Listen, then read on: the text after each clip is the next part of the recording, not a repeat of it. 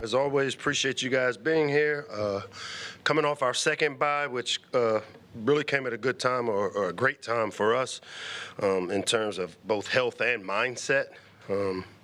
Had quite a few injuries we dealt with going into UCLA and also during the game and during the week, and very hopeful that we're able to get some of those guys back this week. It's also allowed us to kind of hit the reset button. The last bye week, we worked on the individual prescriptions. This bye week, we worked on our unit prescriptions as to things we as a unit need to improve upon and get corrected. It allowed us to really turn our focus onto those individual things as a unit, but also allowed us to focus and see what we're doing well and what we need to improve upon, which bye weeks tend to allow you to do. I feel really confident coming out of the bye week that the things that showed up for us, as I've said before, this young team, when we emphasize something, we usually see the fruits of it. The one area that we continue to want to work towards is being able to win in the fourth quarter, and I think I know that we've continued to do the necessary things that will give us a chance. Indiana, obviously, a lot of respect for their program. Coach Signetti, I've known a long time. He comes from the pedigree. His dad, a Hall of Fame college football coach, who I had the chance to compete against as a student athlete at Towson State when he was the head coach at IUP, and always had great teams, and as a brother Kurt that's also a coach, so he's part of the family business and has really done a good job of not just at Indiana, but if you look at his track record everywhere he's been, he's won, and you got to give credit to a guy that does it, and he's built it the right way. Got a lot of respect for him. Extremely good in all three phases. When you look at Indiana's roster, I think they got 22 juniors or redshirt seniors or higher in their program, and they're too deep. And so a veteran group with a lot of those guys are guys that have been with him throughout his time at James Madison, that traveled with him to Indiana, which has allowed him to really get a jump start with a veteran team that knows his system, and he has taken full advantage of that opportunity. The quarterback is as advertised. He's one of those guys that throws it very accurately. He's efficient. As he goes, they go. Obviously, the rushing attack, they got a guy we're very familiar with, Roman Hemby. I think is leading them in rushing. They got two 500-yard rushers. They got a 300-yard rusher behind them. You look at the receiving corps, veteran receivers. Surratt, a guy from right down the road. Went to St. Francis, transferred up to JMU, and then goes with his coach to Indiana and is having a big year along with Cooper. So really have done a good job on the offensive side. But I think defensively is where they really jump out, because they've got a veteran group there, and it seems like number 4 is all over the tape. The Fisher kid, the linebacker, really talented player. On the back end, number 5 is a really talented player. And then, obviously they have the Kamara kid as a pass rusher that has been, I think all 3 of those guys were first team all Big Ten a year ago. So really talented across the board. We'll be a well-coached team, but what a great opportunity it is for us to host a top 2 team here in the Shell for homecoming.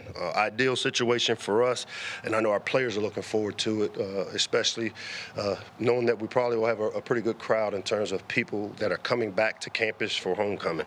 Our game captains into this game will be Octavian Smith, Jalen Husky, and Daniel Owens. And with that, I will open it up to whatever questions you guys have. Hey, Michael, on the injury front, where do things stand with Zaire and Daniel? They both are given they're given the effort to get back.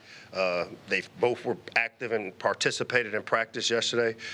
We're evaluating them this week to see, and hopefully they will be available. How much kind of stock do you put in like a shock the world mentality? Is that even necessary given the quality of the opponent? No, we as we said earlier, and this is no disrespect to Indiana, but our opponent, much like what they do, is the biggest opponent we're going to face is ourselves. And I think when you look at the way the last 3 games have gone, it's been a lot more us than it has been the opponent, and those are the things that, that's why I feel pretty good about going into it, because these are things that can be corrected, that we need to get corrected, and we'll get it corrected this week. Hey, Coach. After the UCLA game, you mentioned finding the what's of what the team needs to do to improve. During the bye, what did you find that you need to do better as a coach in this final stretch? Well, one is the chess match of health.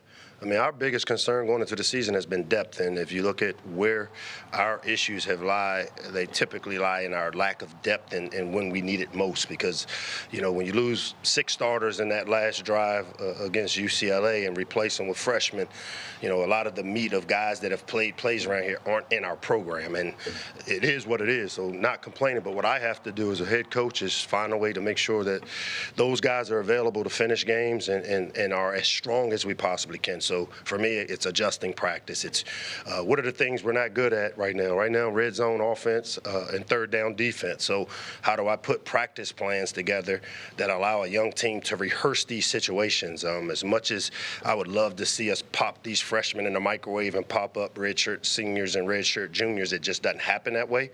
And so what we've got to do and what I have to do is make sure I put the best practice plans I can to expedite the growth, to expedite the learning curve for the young players that have been thrust into roles and have done a really good job at it. And then with 5 games left in the season, what would you want to see in this final stretch to call the season as a whole a success? You know what? I'm going one at a time, Michael. I'm not going down the road of prognosticating what makes it successful. I'm one game at a time. Hey, Coach, hoping you can talk a little bit about Jamari Glasker, what you've seen from him this season, and also kind of if it's easier to kind of convince a guy that grew up in the area to come back to Maryland after he enters the transfer portal. With Jamari, again, a year ago we had to reset the DB room, the corner room. If you watch us on tape, we had a lot of young players. We gave up a lot of passing yards, and so we set out to fix that issue, and we fixed it with getting a guy like Jamari Glasker to come back home. He's a guy from Potomac High School. Coach Crump down there in Oxon Hill area has done a tremendous job and has given a ton of players and have sent a ton of players here to Maryland that have had great success, and Jamari has kind of settled down that corner room for us. He's a veteran presence. If you look at statistically what we've been able to do in the passing game, a lot of it can be attributed to our ability to play man-to-man coverage, and that's what he excels at. The thing I've been a little more pleasantly surprised is the physicality that he'll play with. He's one of those corners. Typically, you say, let's block safeties and let the corner make tackles, and he's been really a high-end tackler for us and brings a physicality to the position as well as some size and length.